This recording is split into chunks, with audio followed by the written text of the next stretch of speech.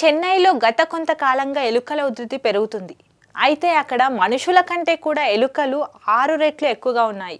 వీధుల్లో, కాలువల్లో, చెత్త కుప్పల్లో విస్తృతంగా పెరుగుతున్న ఈ ఎలుకలు ఇప్పుడు ప్రజల ఆరోగ్యానికి కూడా పెద్ద ముప్పుగా మారుతున్నాయి.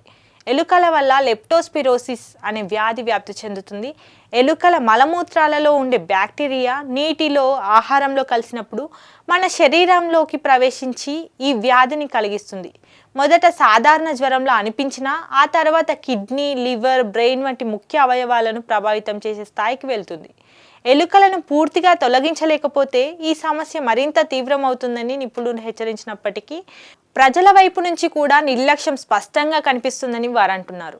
చెత్తను ఖాళీ స్థలాల్లో వేయడం, ఇంటి చుట్టూ నీరు నిల్వ ఉండనివ్వడం, రంధ్రాలు మూసివేయకపోవడం వంటి చిన్న తప్పులు పెద్ద సమస్యలకు దారితీస్తున్నాయి. అయితే ఇది కేవలం చెన్నై సమస్య మాత్రమే కాదు, హైదరాబాద్, ముంబై, బెంగళూరు వంటి మెట్రో సిటీస్ కూడా ఇదే సమస్యను ఎదుర్కొంటున్నాయి.